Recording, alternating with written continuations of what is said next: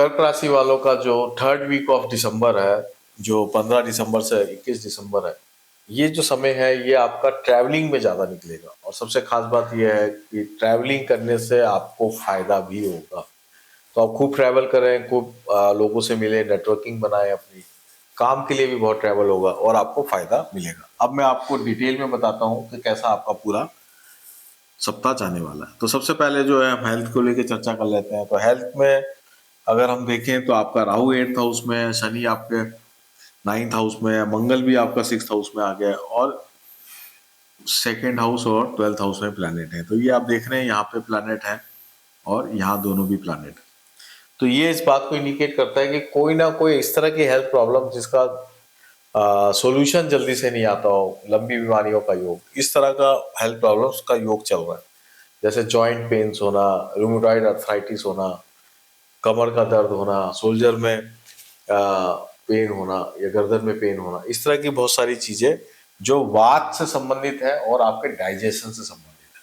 अगर आपको डायबिटिक वगैरह है तो वो बहुत ज्यादा होना, प्रोस्टेट हो जाना, तो इनके योग पूरे बने हुए हैं। कोशिश करें कि इस वीक वो इंक्रीज नहीं हो, डिक्रीज मतलब इंक्रीज नहीं हो, मतलब वो ज़्यादा बढ़े नहीं।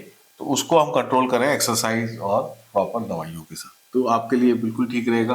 कुंडली में अगर आपका योग है तो ये इंक्रीज होने का योग अभी चल रहा है।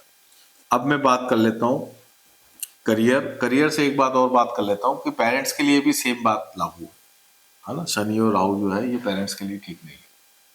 अब मैं करियर के लिए बात कर लेता हूँ।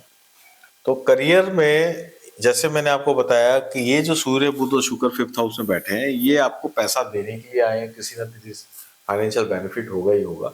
लेकिन ये जो बाकी के ये जो 4 ग्रह हैं, ये आपको ट्रैवलिंग बहुत कराएंगे।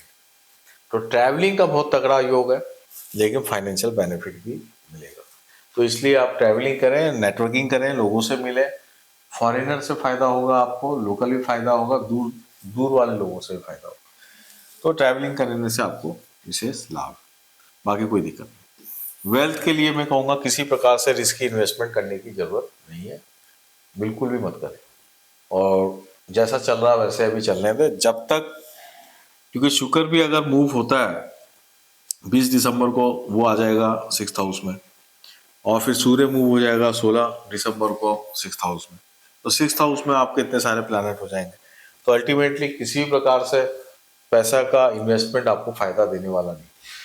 तो नॉर्मल चले, जो आपका रेगुलर काम है उसी में पैसा लगाते रहें, उसी के लिए पैसा संभाल के रखें।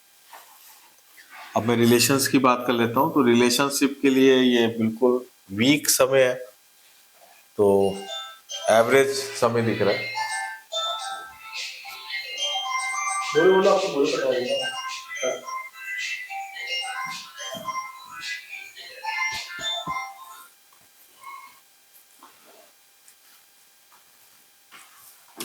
वो कर दे, इसका कर दिया वाइब्रेट। इसमें बोलना स्टार्ट कर दो। बस बोलने दो। आपका क्या है?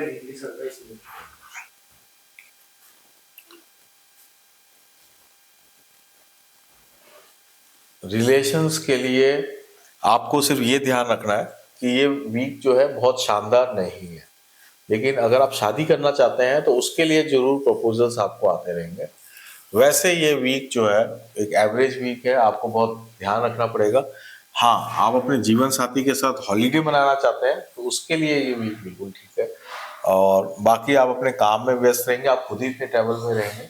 ये ओवरऑल चाहे वो प्रेम संबंध हो चाहे जीवन साथी का संबंध हो, वहाँ पे कुछ ना कुछ वीक ही रहेगा मामला। अब मैं स्टूडेंट्स के लिए बात कर लेता हूँ। स्टूडेंट्स के लिए ये बहुत ही अच्छा वीक है, कोई कमी नहीं है। इस वीक तक आपको जहाँ भी आपको अपॉर्चुनिटी मिलती है वहाँ आपको फॉलो करना चाहिए, जाना चाहिए। जो इंटरव्यू देना चाहते हैं आप दे दें। जब तक शुक्र आपका 20 दिसंबर को आएगा, धनु राशि में नहीं आता, तब तक आप अपने जो भी ऑफर्स हैं आपके हाथ में उस पर वर्क करना चाहिए। और अगर आप फॉरेन कंट्री जाना चाहते हैं या दूर कहीं जाना चाहते हैं तो फिर 20 दिसंबर बाद भी वो फायदा करेगा।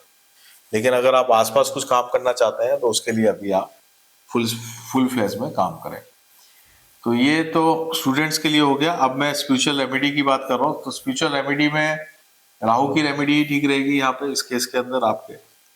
और राहु आपका अभी भी 8th हाउस में है, मंगल भी इस वक्त इसका मुश्किल क्रिएट करने के लिए 6th हाउस में आ ही चुका है।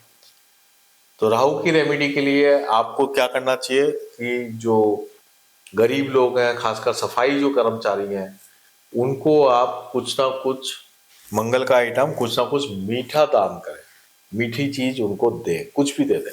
तो मंगल 6th हाउस में है, अगर मंगल 6th हाउस में नहीं होता तो फिर आप केवल नमकीन भी दे सकते थे, लेकिन आप मीठा जरूर दें तो आपको विशेष फायदा हो जाएगा। और इसके अलावा आप मेरा जो कर्क राशि का जो मंथली हॉरोस्कोप है दिसंबर महीने का, उसको जरूर देखें, उसमें भी जो मैंने रेमेडीज बताई है उसको भी आप जरूर करें। तो दोस्तों ये था कर्क राशि वालों का साप्ताहिक राशिफल। उम्मीद है कि आपको ये मेरा जो राशिफल है ये आपको हेल्प करेगा। आप सबको बहुत बहुत धन्यवाद और इतना सारा प्यार देने के लिए और पूरा वीडियो देखने के लिए बहुत धन्यवाद।